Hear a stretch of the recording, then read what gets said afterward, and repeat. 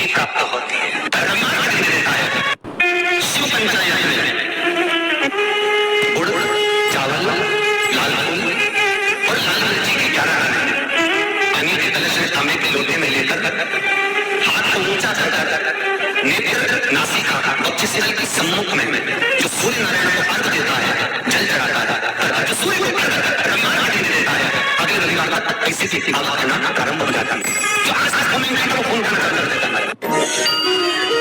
अगर कोई बड़ी बीमारी है, कोई बात आपको संदर्भ दवा से कहना है तो रविवार के दिन जब सूर्य को अर्घ देंगे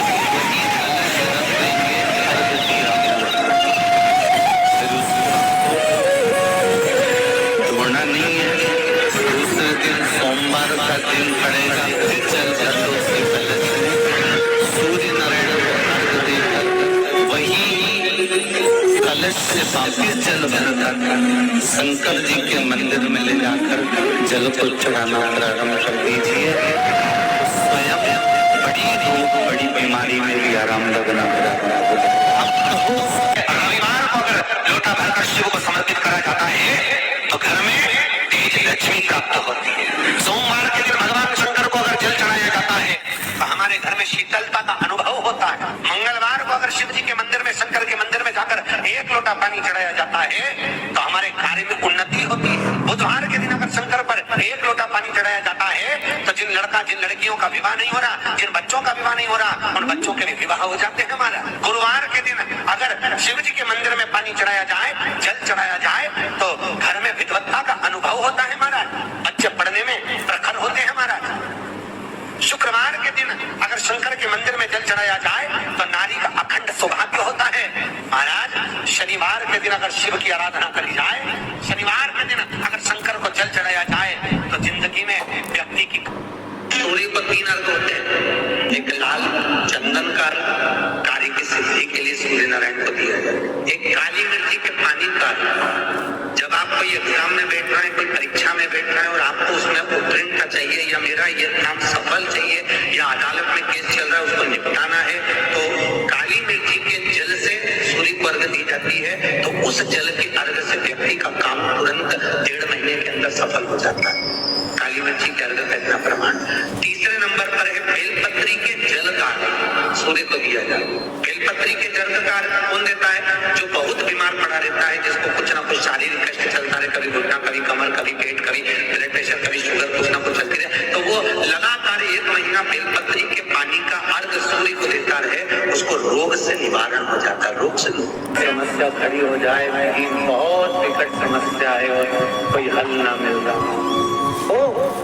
हो जाता है। जीवन में कोई घड़ी ऐसी आके खड़ी हो जाती है जहाँ पर हमको सोचने के लिए भी समय नहीं है। तब शिव महापुराण की कथा वर्णन करती है। रविवार को अगर लोटा भरकर शिव को समर्पित करा जाता है तो घर में तेज लक्ष्मी प्राप्त होती है। शिव कथा कर शिव जी का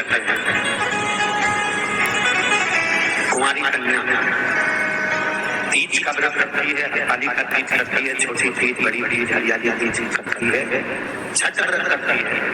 कुमारी कन्या नवरात्रि व्रत रखती है। कुमारी कन्या जितने भी व्रत धारण करती है, सोमवार, मंगल, बुध, गुरु, शुक्र, शनि, जो भी व्रत उसने करा है, कुमारी कन्या भूल से 1 लोटा जल मुझे समर्पित कर लिया, शिव कहते हैं वो मेरी पुत्री के समान हो जाता है, सुख सुंदरी के समान। उसके लिए वर देखना मेरा काम। मौका मिले तो गीता प्रेस गोरखपुर की मार्कंडेय पुराण निकालकर उसमें पढ़ना मिल जाएगा। शंकर भगवान को रिझाना, बेलपत्र का प्रयोग भगवान शिव को रिझाने का जो आनंद है, शिव को जो मनाने का आनंद है, वो एक स्वरूप ही है, उसका एक स्वरूप आनंद। जब विषम परिस्थिति आ जाए, ऐसा लग रहा है कि आपने पशुपति व्रत कर लिया, सोमवार की अष्टमी का प्रयोग कर लिया, मैंने शंकर जी की आराधना कर ली, तो भी विषम परिस्थिति चल रही है, अभी तक कोई सुधार आने को तैयार नहीं। तब शंकर जी के मंदिर में जब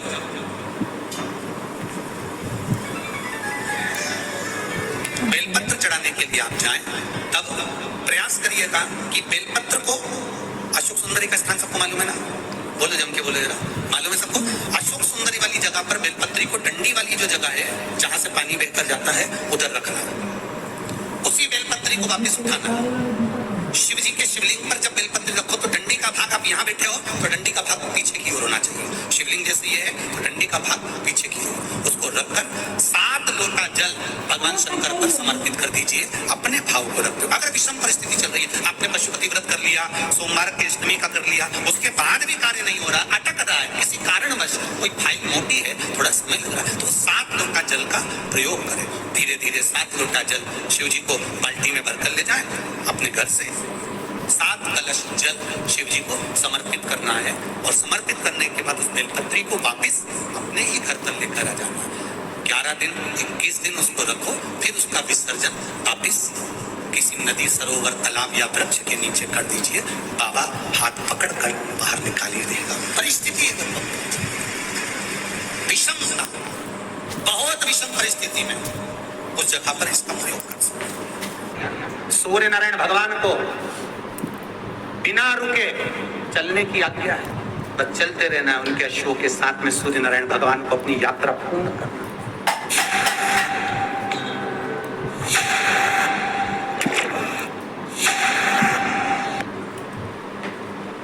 चलते रहो, रुकना नहीं है। और सूर्य नारायण भगवान चलते रहते चलते रहते चलते रहते में लगे रहे। जिस समय तक चलता रहा वो खरमास कहलाता। फिर वापस घोड़े आ गए, गधों को निकाल दिया गया और रथ फिर आगे बढ़ गया। क्यों कहलाता इसमें?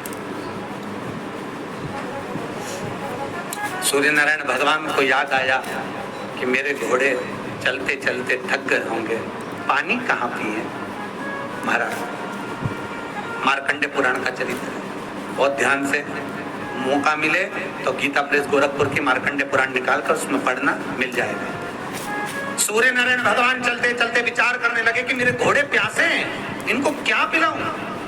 तब एक क्षण के लिए सूर्य नारायण भगवान ने अपने घोड़ों को रोक दिया और जल का एक कुंड देखकर वहां घोड़ों को पानी पिलाया। जैसे ही पानी पिलाया तो सूर्य नारायण भगवान को फिर ज्ञात हुआ कि रुकना तो है ही नहीं, करे क्या। घोड़े तो पानी पीने में लग गए।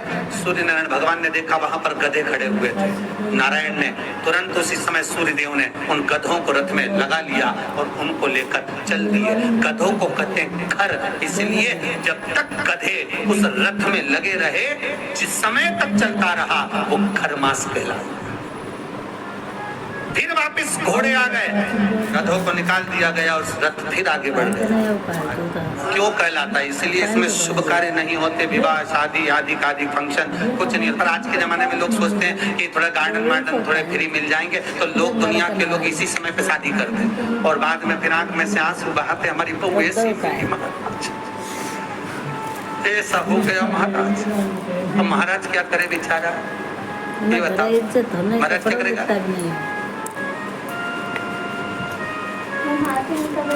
थोड़ा सोच समझ कर कार्य करिए कि हम जो शुभ कार्य कर रहे हैं, अच्छा काम कर रहे हैं, वो किस समय पर करना चाहिए।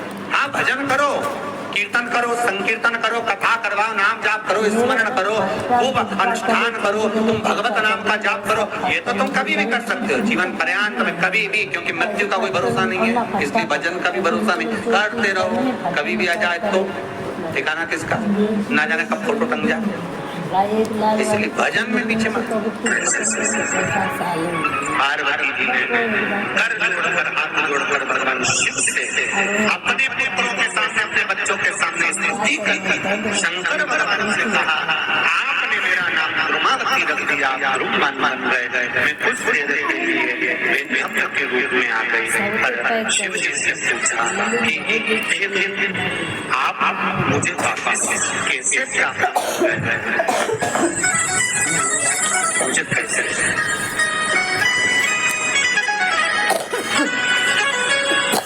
शिव जी का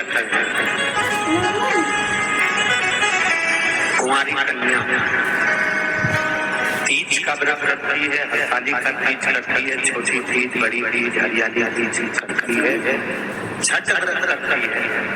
कुंवारी कन्या नवरात्रि व्रत रखती है। कुंवारी कन्या जितने भी व्रत धारण करती है, सोमवार, मंगल, बुध, गुरु, शुक्र, शनि, जो भी